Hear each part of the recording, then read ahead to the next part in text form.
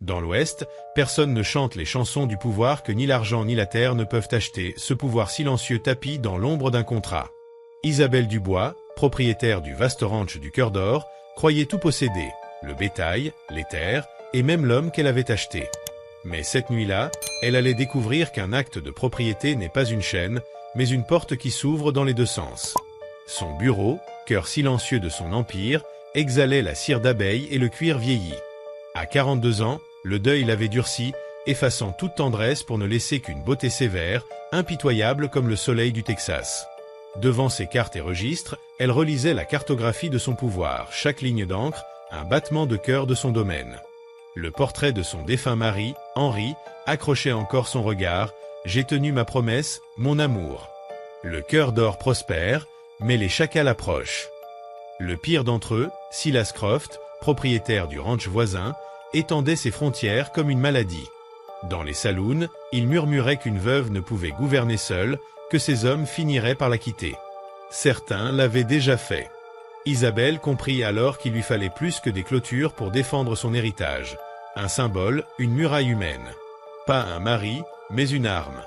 Dans la grange clandestine de Trifork, saturée d'odeurs de poussière et de sueur, les contrats s'échangeaient sous la lueur des lanternes.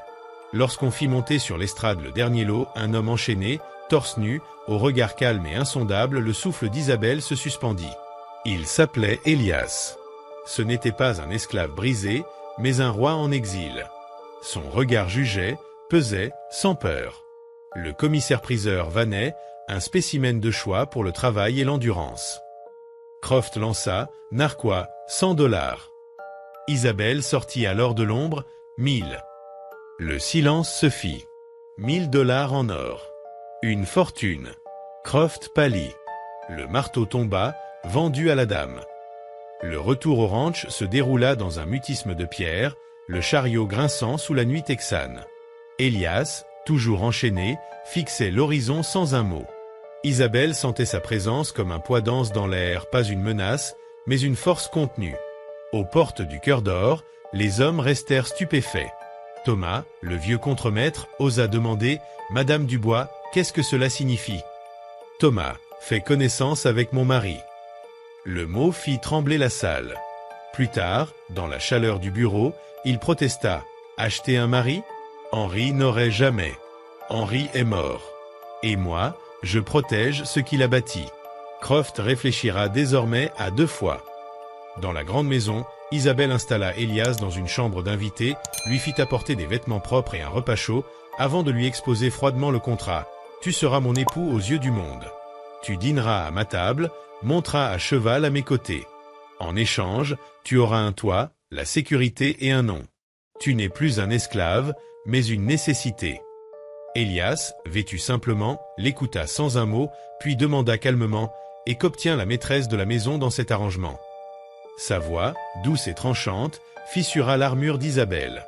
Il n'avait pas défié son autorité, il l'avait mise à nu. La nuit du mariage arriva, une cérémonie réduite à une mascarade.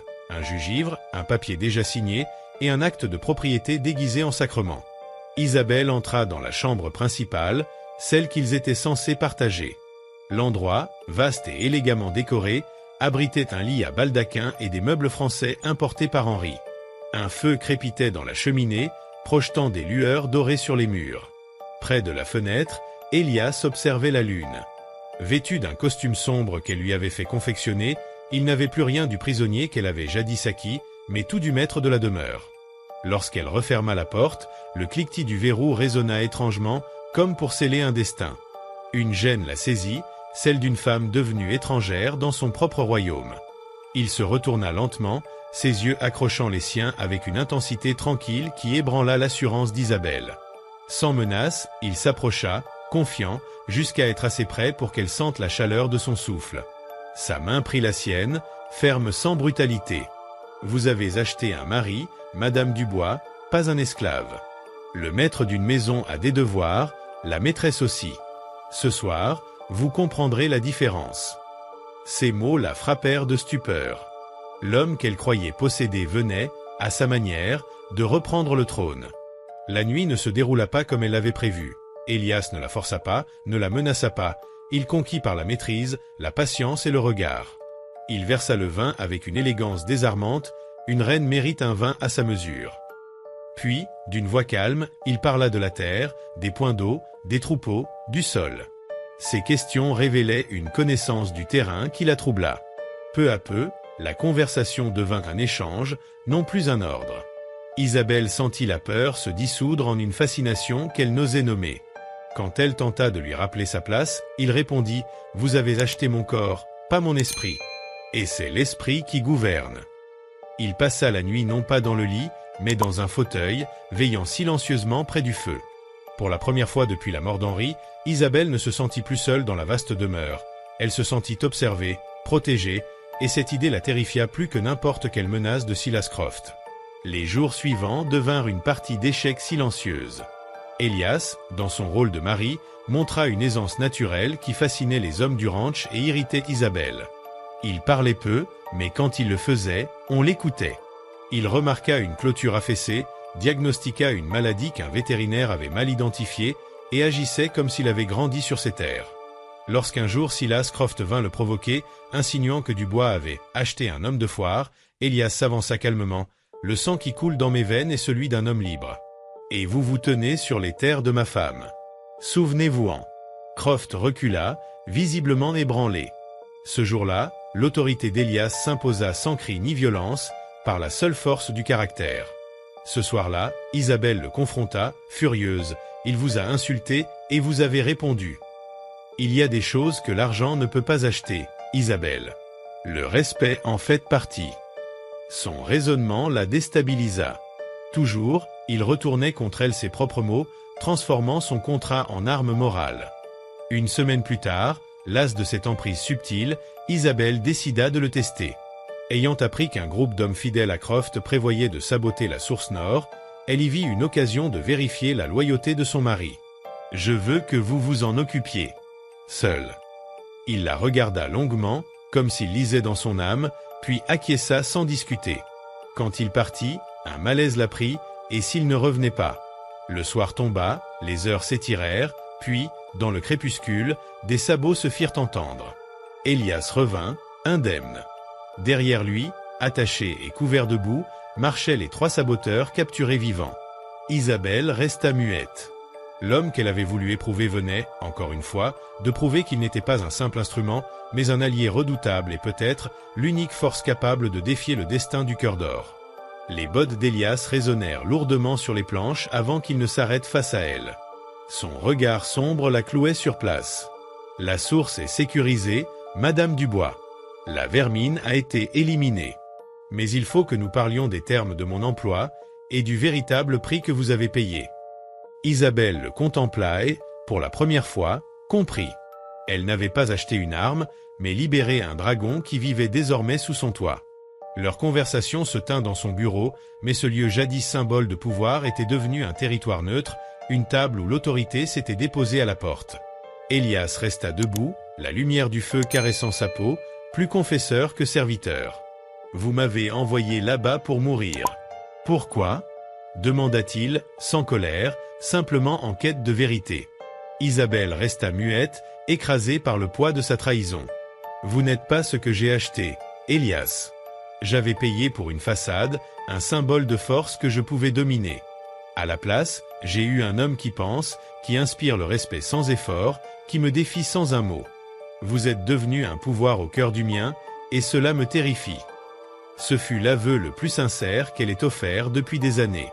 Elias hocha la tête. « La peur rend les gens cruels. Je viens d'un monde où elle est une monnaie d'échange. Mais vous vous trompez, Isabelle, je ne suis pas votre ennemi. La menace n'est pas ici. Elle rôde dehors. Croft veut vos terres et il ne reculera plus. La prochaine fois, il frappera sans retenue. » Son doigt suivit les contours du domaine sur la carte. Le contrat que nous avons signé n'est pas une simple vente, c'est une alliance. Votre destin et le mien sont désormais liés. Si vous tombez, je tombe. Si le Cœur d'Or saigne, je saigne. Je ne suis pas un serviteur. Je suis votre allié. Ce mot, confiance, Isabelle l'avait banni de son vocabulaire, tout comme amour. Pourtant, en croisant ses yeux, Elle sentit une fissure dans son armure. Peut-être que le pouvoir ne résidait pas seulement dans le contrôle, mais dans le partage. 2 jours plus tard, la prophétie d'Elias se réalisa. Le shérif apporta une plainte de Silas Croft contestant la validité de son mariage avec Elias, le déclarant illégal selon les lois contre le métissage et l'accusant d'être un esclave fugitif. Croft ne cherchait plus à la discréditer, mais à la détruire, à lui arracher son ranch et à faire pendre Elias. Les hommes du domaine étaient nerveux. Thomas lui dit « Blême, c'est fini, Isabelle. Il a des juges dans sa poche.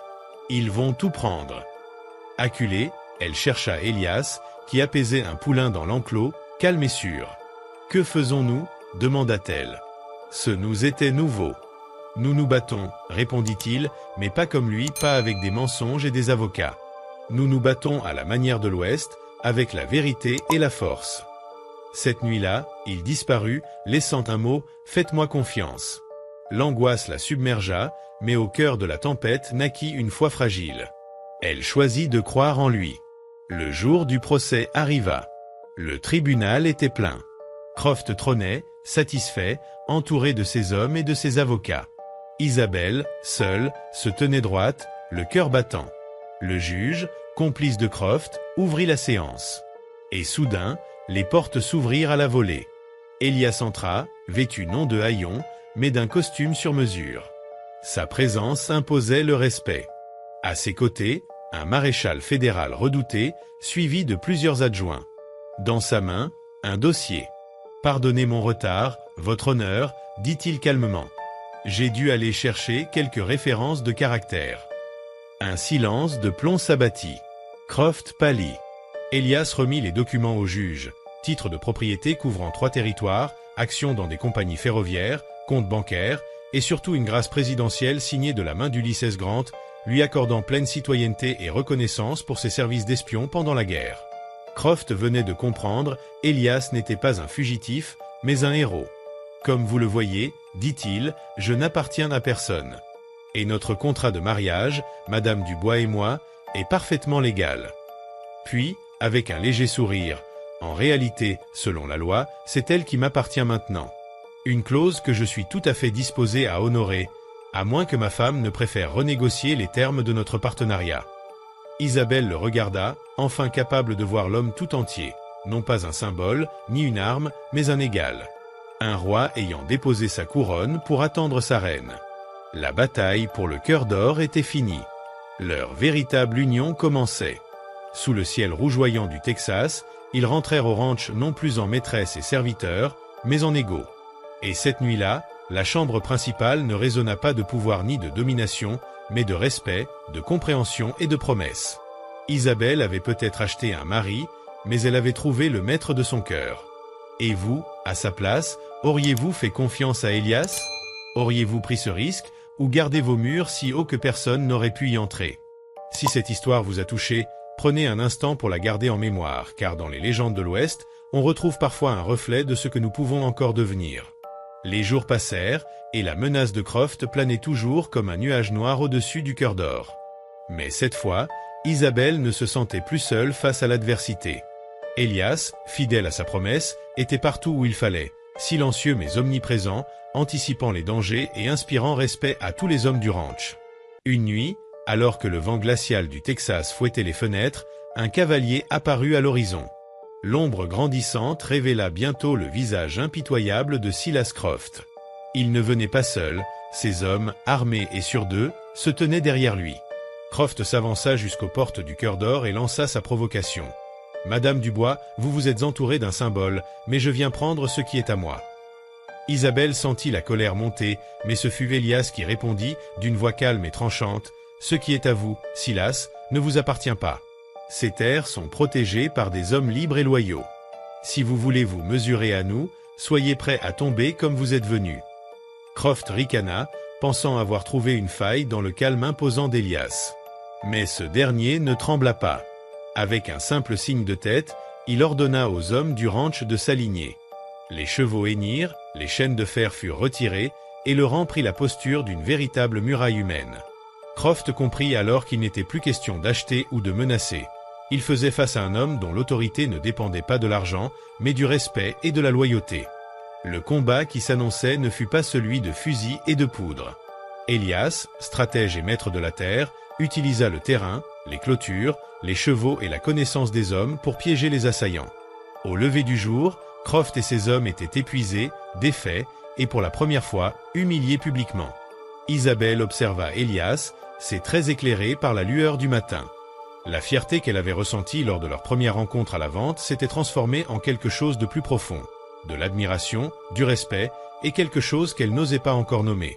Élias, sans la regarder, murmura « Votre royaume est en sécurité. » Et nous avons montré à Croft que la vraie force n'est pas dans l'intimidation, mais dans l'alliance.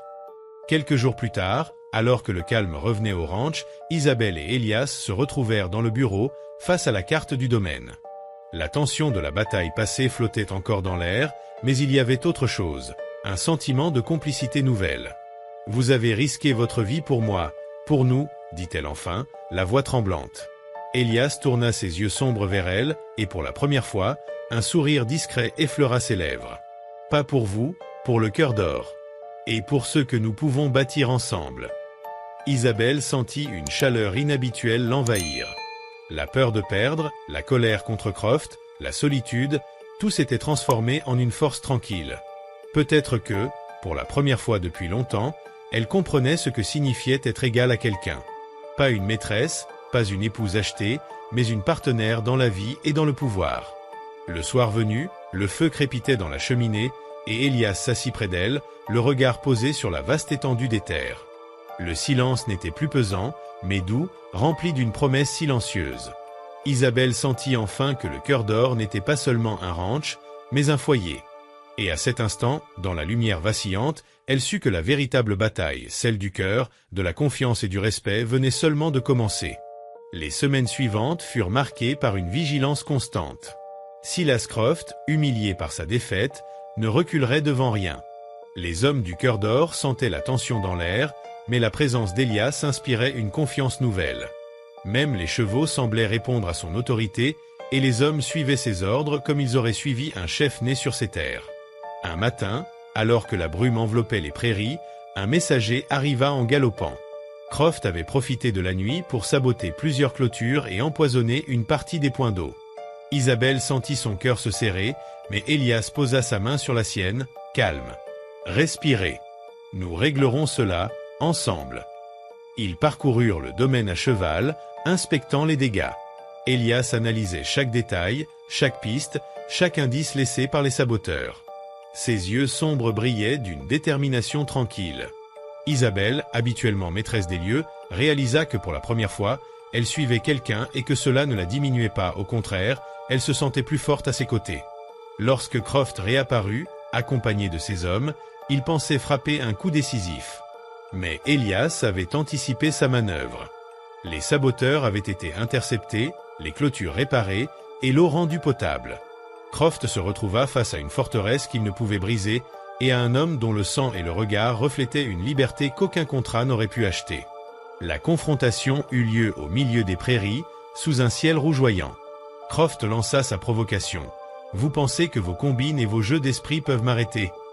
Élias, impassible, répondit « Ce n'est pas un jeu. C'est votre dernier avertissement. Respectez le cœur d'or ou partez. » Croft éclata de rire, certain de sa victoire, mais un simple geste d'Élias fit reculer ses hommes. Chaque mouvement d'Élias était mesuré, précis, une danse silencieuse qui imposait la discipline sans violence. Croft comprit que la véritable force n'était pas dans les armes, mais dans la maîtrise de soi et la loyauté. Humilié, il n'eut d'autre choix que de battre en retraite, laissant le cœur d'or intact. Cette victoire scella une nouvelle dynamique entre Isabelle et Élias. La nuit tombée, ils se retrouvèrent dans le bureau, le feu projetant des ombres dansantes sur les murs. Isabelle, épuisée mais fière, murmura « Je croyais que le pouvoir signifiait posséder, mais je comprends maintenant qu'il signifie protéger et être protégé. » Élias la regarda avec une intensité douce et forte à la fois. Le pouvoir partagé est le plus solide, et le respect partagé est le plus rare. Dans le silence qui suivit, Isabelle réalisa que le cœur d'or n'était plus seulement son domaine, mais le lieu où leur alliance, fragile mais authentique, s'épanouissait. La peur et la solitude avaient laissé place à la confiance et à l'admiration.